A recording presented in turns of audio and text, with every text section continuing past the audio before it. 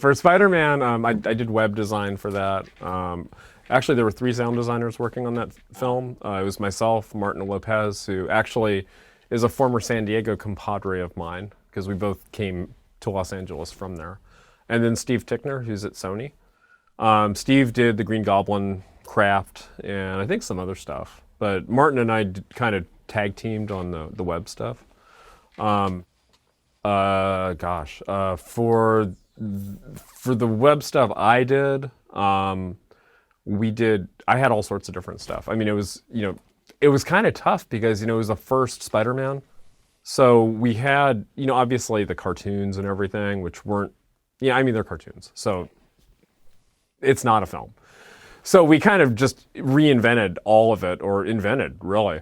And, we had Sam Raimi as our director, which, obviously he's done the first 3. Now there's a 4th coming, which is in process, which is an entirely different sound crew, which will be interesting.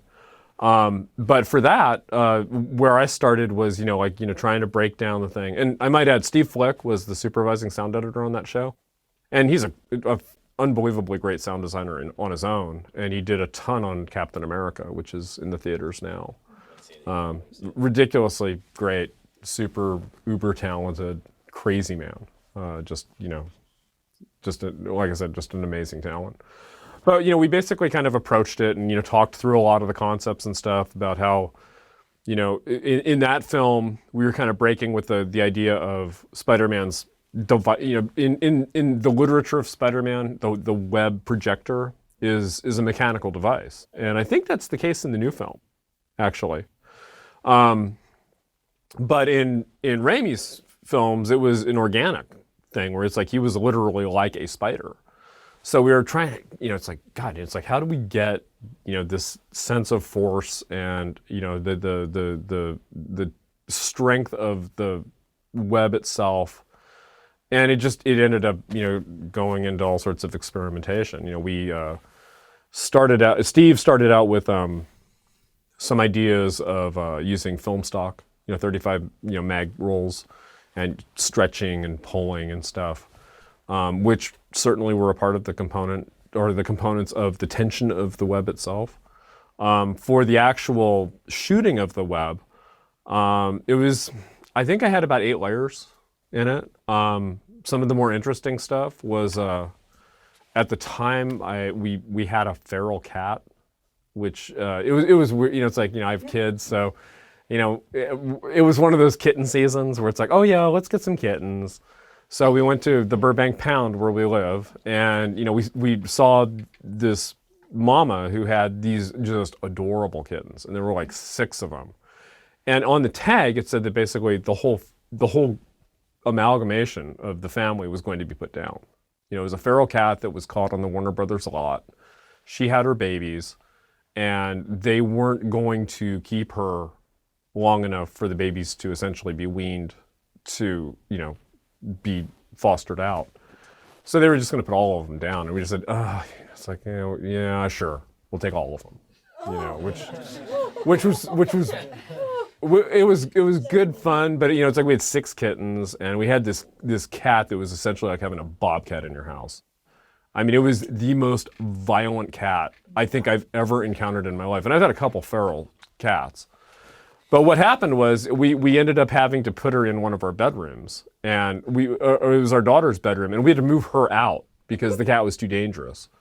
So it's like we brought this like box in that she could kind of hovel, and we would bring food into her, and she would spit.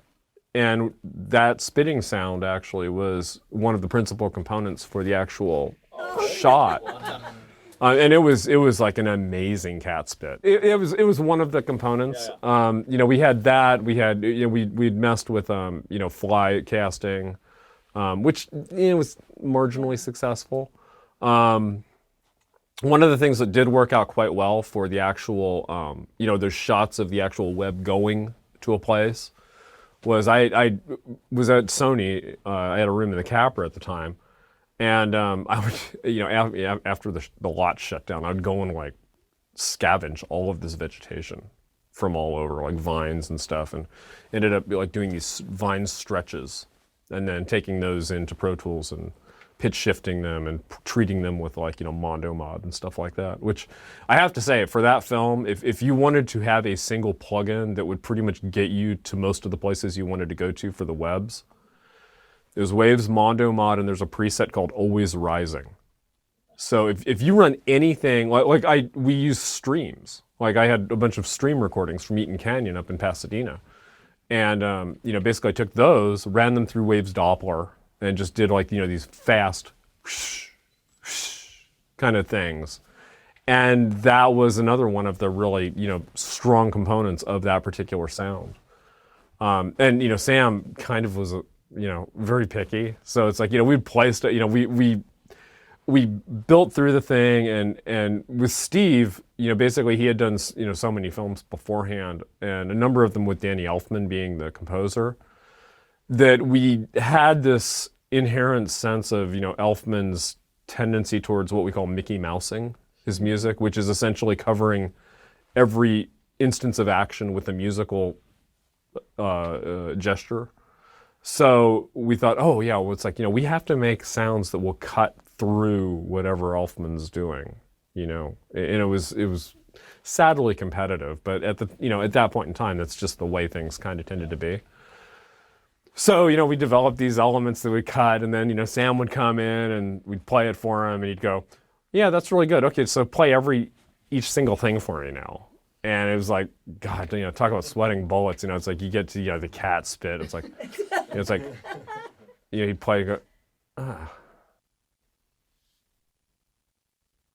Okay, that's okay. Let's go to the next one. And he'd go, it's like, and it was like that for every single thing because it's like, we spent hours, trying to like figure out how can we get this sense of power and coolness, and it's like, because Peter is, he's our Superman, so it's like we want this principal gesture of his, really, because it's like the fact that he can punch somebody through a brick wall is all cool and everything, but for the most part you've seen that before.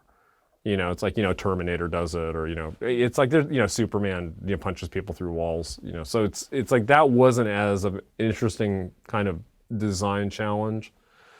So basically it was those things that kind of gave us the palette to work from. And then, we had Gary Hecker doing Foley for us, and, he did a lot of stringy stuff, which gave us some really lovely details. I think that stuff was probably more prominent in the second reel, when Peter discovers after he gets bitten, where he's at school and they're in the cafeteria, and he does the web shooting to get the cafeteria tray, and then yanks it and stuff.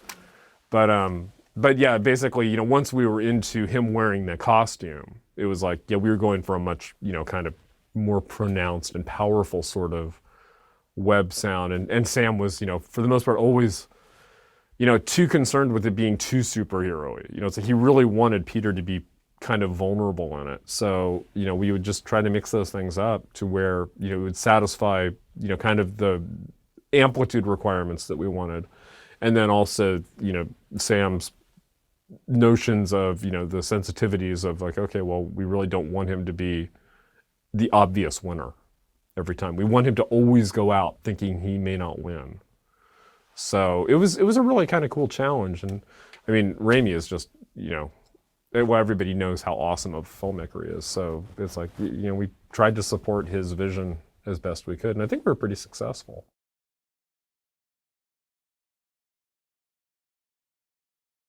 The way I would always count it is, except for exceptionally rare instances, the composer gets a front card in the credits, and the sound editors are back like after craft services. So in the sense of like the importance. Well, the composers, like I said, I mean that might be the case in most of the stuff I've done. The composers are quite a bit further ahead on the credits than we are.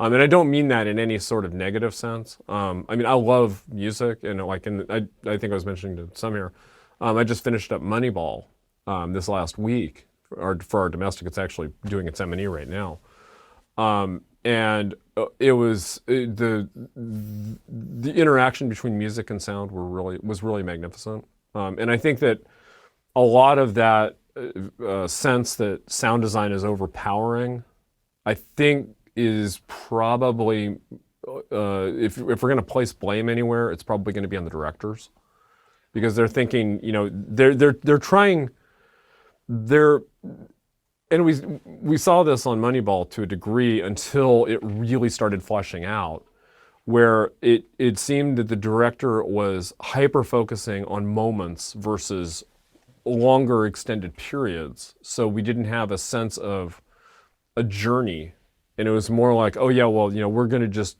work this scene, and this scene's going to demand either sound effects or music or a combination of the two. And we weren't, I mean, a lot of times you don't cleanly get from scene to scene in the manner of a travelogue, which I think is, Terrence Malick, for instance, is the master of the travelogue, in my opinion. It's like a Tree of Life and a Thin Red Line. I mean, they're just, brilliant pieces of work where, you'd even, be presented with images which you would think would compel a different approach. He would do something entirely at odds with the expectation, and it would bring an emotional balance to it that was unexpected and really much bigger than the kind of, expected approach.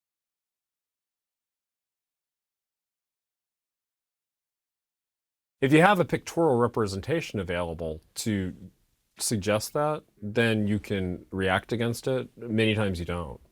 So, I mean, I know Rob did a bunch of stuff for John Adams, which was all, very much perspective oriented, because it was a lot of background movement and things like that. And it helps. There's nothing that you can say against it. I mean, it's better, period. Unless you've got some other unwanted artifact that you're trying to overcome that is forcing you to go in tighter, or to perhaps use microphones that have a much more narrow pickup, where they're not getting as natural of a sound. Because I think that's another thing that, we struggle against with using shotguns in general, is that, there's such a different quality to it than, say, with an omnidirectional mic. It sometimes you can do it, sometimes it doesn't work out quite so well. And, it's always a matter of really kind of balancing, one need against another.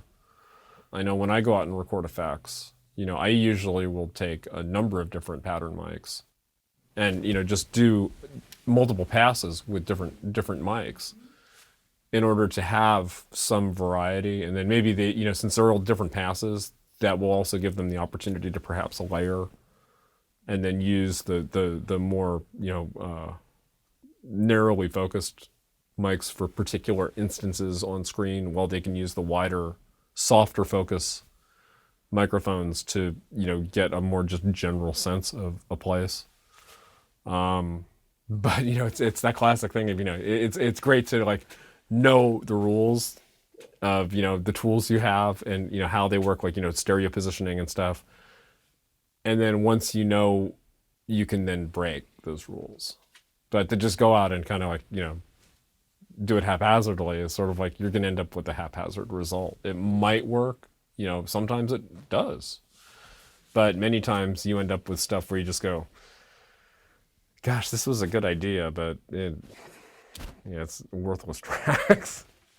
Which, as we get older, I'm sure Rob can certainly lend testimony to this. It's like, we're too old for that now. It's like, we kind of need to go out and get stuff that people can actually really use so we can get paid, which is a really good motivation.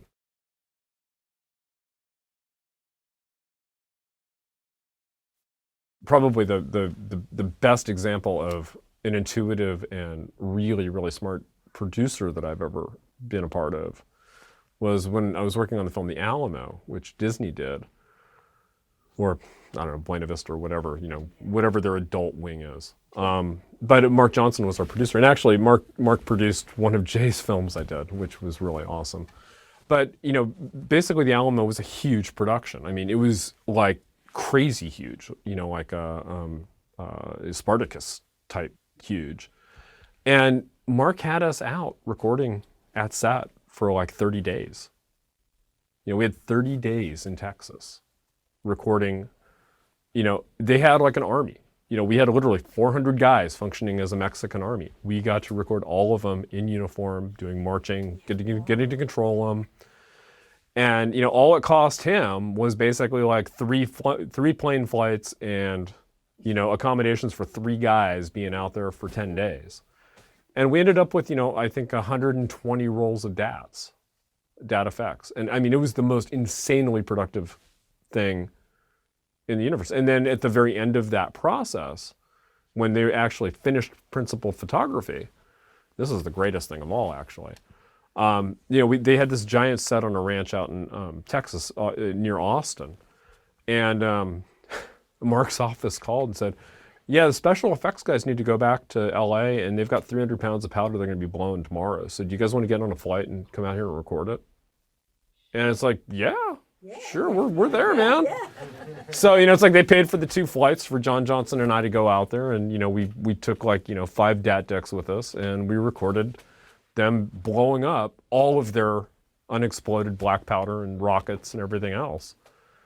And it was just like, now that's a smart producer. There are certain mixers in town who I'm not going to speak to directly, but Rob and a number of people here know them. Who are, like to try to impose their imprint really strongly on a track. And I mean, that happens, a fair amount certainly, but I mean, to blame it on the mixers, there's certainly cases when I would say, yes, that's an appropriate thing, but I would say in most mixers would like to believe that they're really earnestly trying to serve the vision of the director. So, I mean, if you've got, it gets to that point where, you bring so much awesomeness to a track. Like Inception is a great example of that because, you could listen to probably any of the pre-dubs and just go, yeah, well, that's frickin' awesome. Yeah. That's like insanely bitchin'. And then when you put, 20 of them together, it's like, well, gosh, now I got like kind of a huge thing that I can't listen to because there's just, the awesomeness truly can't be contained. Yeah. And you end up having to essentially, do, what Murch declares as his rule of 2.5 for the most part, extending it in whatever direction you like, where you simply are forced to choose. It's like, well, what one of these awesome things am I going to allow to define this moment in the film? And I think that, a lot of the decision making that goes through that, it's like, yeah, well, it's like we're all humans, and sometimes, maybe not the best choice was made, but we kind of have to, rely on the director's vision in most cases, because usually by the time that the film is finishing, he is still, for the most part, the guy in control, or the producers, or whoever the figures are who are basically going to be defining the work as being completed. What that ultimately means for all of the departments is we're not going to get everything in that we thought should have gone in. I mean, for me, honestly, I like to think that, if I do, wicked great work, that maybe 45% of it might get heard. And I'm okay with that. It's like, it's because it's not about my contribution. It's about trying to make the story work. And sometimes, our feelings get hurt and stuff. And it's like, well, we did our best. It's like, we can play our pre-dub, to get our next job, to show somebody how cool our stuff is. But at the end of the day, it's like, we want to have the whole thing fit together really nicely. And, going back to Moneyball, that was the thing. It's like when I saw the thing fit together, it was like I was crying. It was like I couldn't have ever imagined. If you have a director who, basically is, I need my dialogue. It's like, I got a guy talking, so I kind of need to hear what he's saying. And then I've got music that I want to kind of give this quality of emotional connection to the audience. And then I've got, these sound effects. And it's like, okay, well, how much of any of this do I need? It's like, that's where I say music, I think music and sound effects tends to really, be the balancing thing. I know when we were working on Twister, we joked about this quite a bit, how, it would have been great to have given Jan de Bont, like, a Captain Kirk chair where, it's like, You had like one lever that was like handling volume, and then the other one which was handling music and effects balance. And it's like he could kind of steer the mix like that. And because I think that the big problem is we fight with this idea of clutter, and it's like the sound design cluttering the music cluttering the sound design. It's like we need to just hopefully be able to sit down with the director and the people involved and say, okay, well we want this to be a music scene, we want this to be a sound design or effects scene or whatever. The dialogue is always going to reign, unless you're doing a David Lynch film or something where he's going to be totally, eccentric in his choices. And I don't mean that at all as a criticism of Lynch. But, in most cases, the dialogue is going to drive everything. It's emotionally just jarring to see somebody moving their mouth on screen with nothing coming out. It says, this is not typical, this is not real. And usually there'd be something else that would be driving kind of the story through that particular device.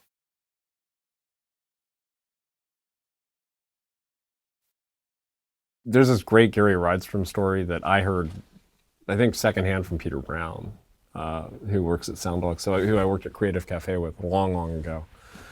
And Peter is a part of the what I consider the up and coming new USC sound mafia, which I say that with the utmost respect and absolute joy.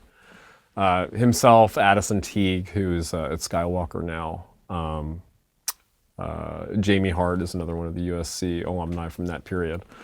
They basically, went through Holman's whole film soundtrack.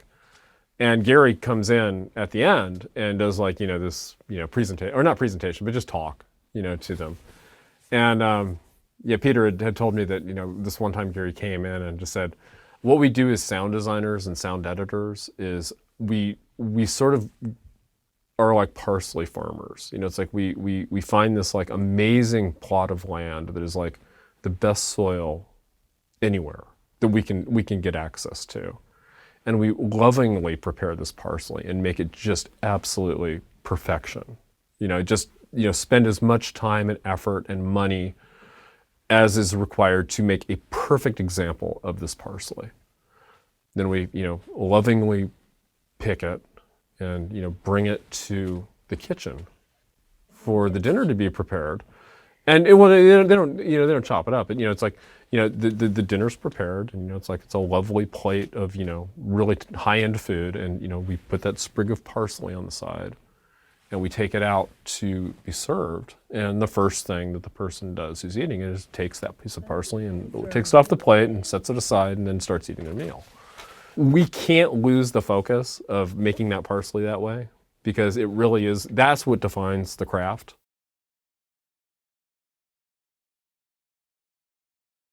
It's awfully tough. I mean, it's like, I know with Bennett Miller, who we worked with on Moneyball, it was like, through the process, I found it kind of frustrating, and I wasn't even really directly engaging with Bennett very much.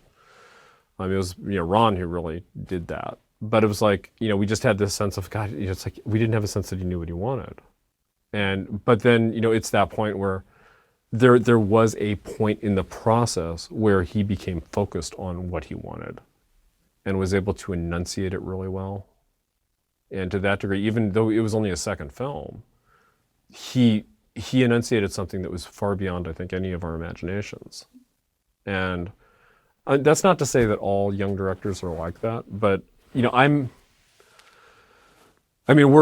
basically don't have the control over choosing the directors we work with in most cases. It's generally work is work, and it's great. It's like to get work is always good, even if a film is less than what you might want it to be.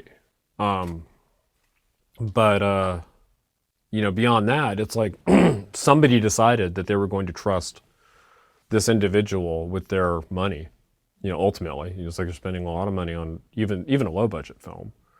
And, I have to kind of veer on the idea that maybe there's people who are way smarter than I am who think this this individual, whoever they might be, is worthy of that trust. And my job, if I get chosen to work on something, is to essentially do everything I can to allow that person's vision to be realized. So, I mean, it might be crazy. I mean, it's like, imagine, how it would have been to work on Eraserhead. I mean, it was just such a departure from, most films that anybody'd seen, or, THX 1138, or, any radical cinema. The Conversation, with Coppola. You basically, you try to grok what they're trying to say in their filmmaking, and then support it in a manner that doesn't get in the way of what they're doing. Because I think that's probably the big thing for me is, really focusing on staying as transparent to the process and not I think the mention of not calling attention to our work so much is kind of a key, where it's like, if there's ever a moment where somebody says, wow, that was cool sound design, it's like, you failed. Because it's like, now, it's like the person got taken out of the story and they thought, oh, that was a clever sound effect. I was like, well, that wasn't the intention. It was like, the intention was for you to just believe that it was all real, that it was all somehow production. Which always cracks me up, when, especially with CGI stuff. It's like The Matrix. It's like, oh yeah, well, that obviously, those like, things that destroy the ship, that was all production sound. Yeah, like Neo doing that whole, thing. Yeah, it's like, yeah, Keanu Reeves, they spent a lot of time working with him on that. We just put mics up and, it's like, that's what it sounded like. Isn't that cool?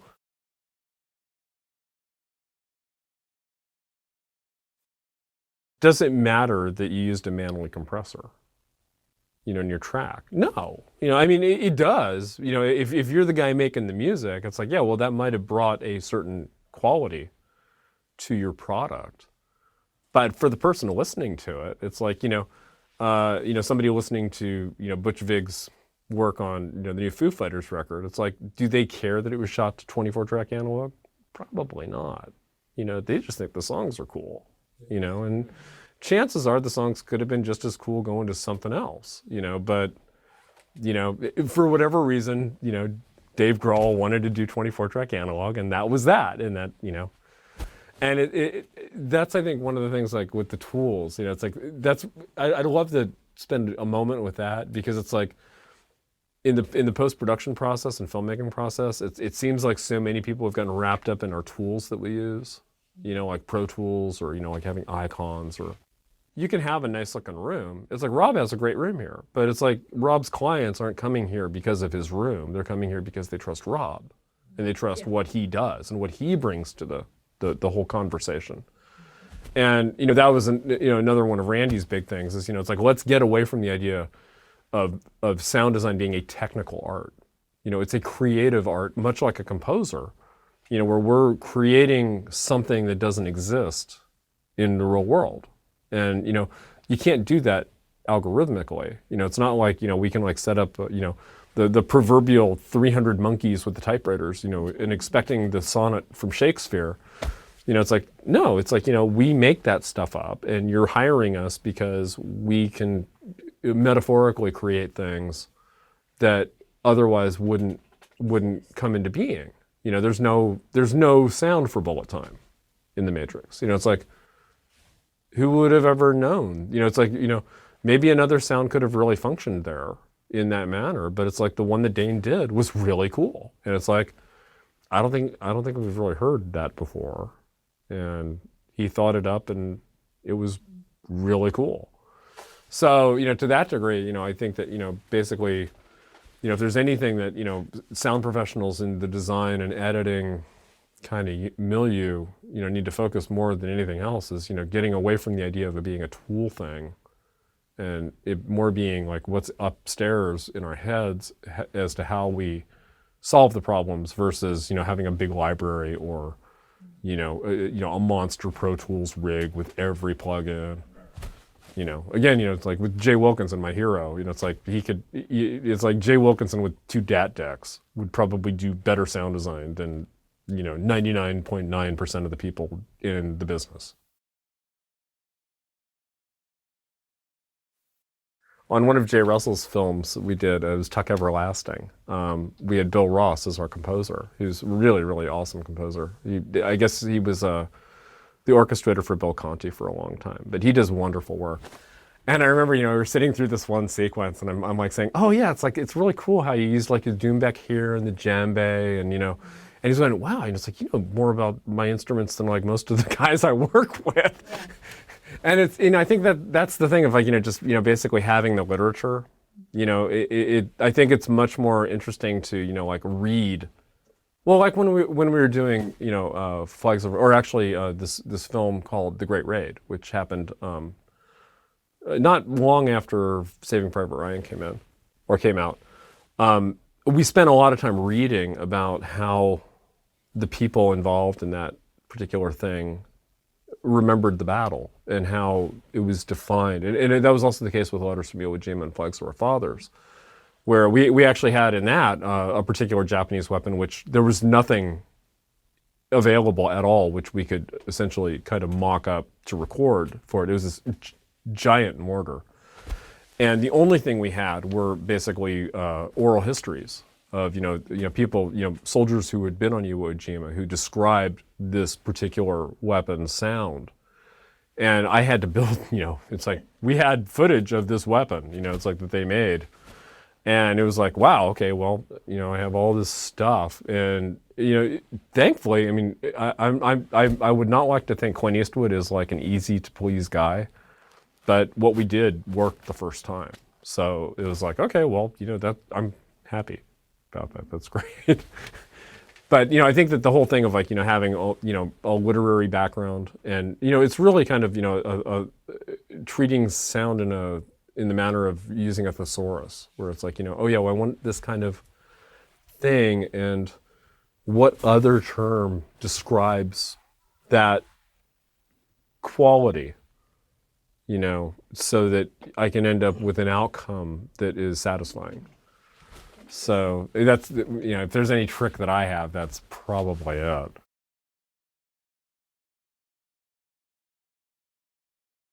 The thing that really hurts mics far worse than SPL, dust is the killer that I've run into. Heat less so. A number of video games I did last year, we actually have an explosives pyrotechnician we work with out in Boulder City. And he does fuel or explosives for us. So it's like we end up with this like fireball that's essentially, I want to say it's like 100-foot square of fire when it goes off. It's rather impressive. Doesn't sound all that impressive though, surprising. Generally, you'll get a little bit of a wisp of the flame movement at the end. But for the most part, since we aren't doing any debris, it's like it's all on like an elevated platform. And it's like generally with that stuff, we're using relatively fast explosives like Primacord or C4, or like these things called chubs, which are like mining explosives. And we'll wrap them around like, basically wrap them in a container and then have like a 5-gallon container of avgas that'll be above it. So the concussion will blow it up, vaporize it, and then the thing will ignite, which it's really a spectacle. I mean, it's really quite fun. But with those, it's like with your microphones, it's like the concussion kills them. So it's like, you're really focusing on like, okay, well, how can I get the environment to support the impulse? And that's kind of the challenge is, just figuring out where to point the mic, frankly. I mean, I've gotten kind of away from it. I mean, I have this one location now that, well, actually, I think it might be going away, which is really a pity. That this one mine that we rent in outside of Las Vegas, it's a place called Jean, which is where this giant lake bed or dry lake bed is. We had this mine that does these phenomenal dry recordings. It's like, very reflection free. It's not anechoic. It's like you have some ambience, but it's no slap. It's just lovely for, like video game guns. With the microphones, it's like I put some stuff really close. I like dynamic mics close to the gun. I rarely put stuff out in front of the barrel. Well, I mean, it's not because of danger to the microphone. It's more, the shockwave coming off of the muzzle itself tends to overwhelm the capsules. There's some mics that don't mind it so much, like sure SM57s are really good with that. We did a shoot in '97 for Starship Troopers where Patricio had set up Richard King's DAT with a pair of equidistant SM57s at like 10 feet. And they were just spectacular. I mean, it was like almost the best channels we recorded, you know, and then he had Dave Butler, you know, just, you know, recording the thing. And it was hysterical because, you know, he's Mr. Sheps. And he did this thing where he's like, you know, he had, of course, everything he do many people know Patricio here? Patricio Liebenson? Patricio is like this amazingly complicated guy. And he does a lot of field recording, and his hallmark is that he always used Sheps mics. It was like, I don't think he had anything that wasn't Sheps, at least as far as I can remember. And, you know, it's like, you know, and then he was into the Nagra D back then. That was 1998 too. Yeah. And we did this shoot for Starship Troopers and the Jackal, which Richard King was supervising at the time. And it was really funny because, you know, Patricio, you know, like, you know, was, you know, functioning as the lead recordist on this thing. And, you know, he set up, you know, these Sheps mics out in front of our gun positions. And we had like, you know, big, kind of bigger guns, you know, like, you know, M2 50 calibers, miniguns, things like that. And he had the Nagra D, and he was just going, oh, you know, it's like, yeah, you guys didn't need to come because it's like, I'm going to like have, you know, these will be the gun recordings to define all gun recordings. You know, Ken Johnson will be licking my boots after this. And it's like, yeah, we were skeptical. So Patricia comes back, and I was the lead editor for all the weapon stuff on Starship Troopers. So I got like all of these recordings, and we had like, you know, John Fasal was there, and he was running a Nagra and a couple DATs. I had a DAT. Matt Beville had a DAT. Flick brought out a 7.5 Ips monostripe Nagra. We had the HHB that David was driving, and then I think there was another TCD 7 or something we had. So we brought all the stuff back, and, you know, we had to rent a Nagra D to get Patricio's stuff off of it, and he had like these Sheps BLM PZMs, which he had put kind of far off, and then he had a pair of CMCs that he had put in front of the guns, like I think at about 100 feet, and, you know, we like loaded the stuff up, and, you know, it's like I'm going through all the different DAT rolls. It's like, well, yeah, these are all pretty cool. You know, it's like these sound like good guns. You know, it's good stuff. You know, and we get to Patricia's, and it's like, you hear it's like fire in the hole, and it's like, you know, and it's like every gun. It's like there's no report. It's like the capsules were totally overloaded, and they just came back on the decay. And it's just like, oh well, you know, I guess, you know, Sheps mics don't work for everything. You know, I mean, it was one of those things for me as a recordist, because I was still, I mean, that was, God, you know, in '97. You know, I was like really just getting into it. And, you know, it's like he had made such a strong pronouncement of, you know, like the way things had to be done. And it was just like, well, maybe we can use like SM57s, which cost like, you know, 1/10 of one of the Sheps mics, and DAT decks, or, you know, Nagras or whatever.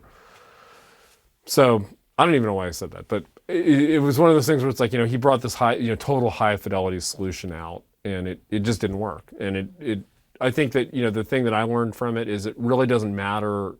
I mean, it matters a lot how you record the stuff, but the most important thing is getting the recording. You know, it's like if it ends up being on your phone and it's like marginally usable, it's way better than if you have an empty track on a 744 because you forgot to hit record. So that's kind of a funny thing. But yeah, I guess back to the, you know, gun recording stuff. You know, I use PZM mics, you know, the shotguns.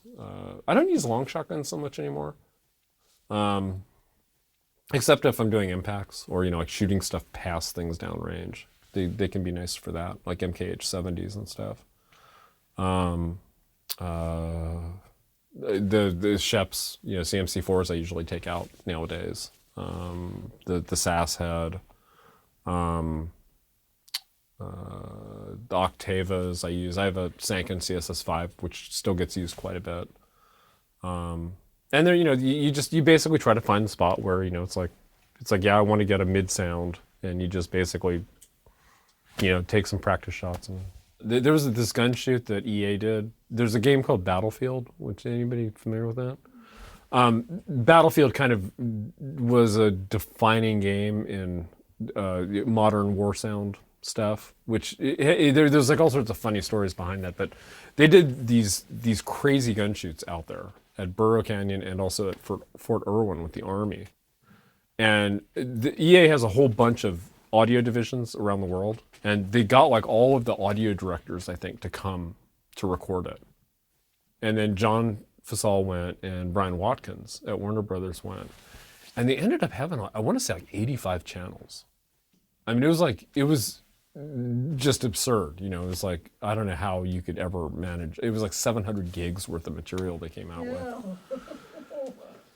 And it was just kind of funny because, it's like most of the guys weren't really good effects recordists. So it's like you ended up with a bunch of stuff that was kind of, it might have been interesting, but it wasn't necessarily stuff you'd go, oh yeah, well, it's like that defined, the 1 mile perspective, of things.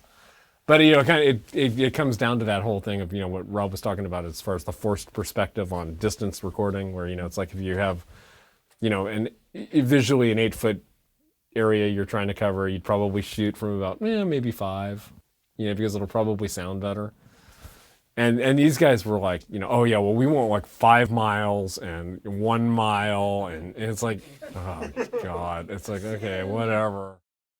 I remember, like basically I had been laid off at I think like about 5 days before we were finished with our final on Moneyball. And I thought, okay, well, great. It's like I've got this gun gig I'm doing in Las Vegas, tomorrow, that I had to go to. And so, it's like we go through it, and then Ron left, I think, the Tuesday, like 2 days later, to go back. And I told Melissa, our assistant, it's like, well, I can come back Saturday. I'll be back Friday, evening, and I can, rejoin the mix if need be, which we thought that we would be done. But we came back in, and it was like, okay, well, we need you to come back Saturday. So it's like, literally getting in home Friday afternoon and then back at Sony on Saturday working on it. And she said, oh yeah, well, Chris, the picture editor, left. He went back to New York. So they pretty much, packed up his Avid. And it's like, yeah, it's like no more changes. Because we were getting like changes like crazy. Just every other day. But Bennett had basically gotten on the assistant's Avids and started doing more changes, and it was like, oh God, and it all worked out. But it was just one of those things where it's like, depending on how you approach it, kind of in a mindset thing, it's like, okay, well, again, I really want to support my director, and beyond the relationship thing, it's like, you end that last day of the mix with a director who's really, really happy and really feels like they were supported. And you've got a really good, you might not end up working with that director again, but it's like he's going to always think highly of the process. And, I think that, you call it karmic or whatever else. It's like, it's so much greater to walk away from that kind of an experience with this satisfaction of like knowing, we put the extra effort in and everybody was smiling at the end. And it's like, that's a pretty awesome reward in and of itself, I think.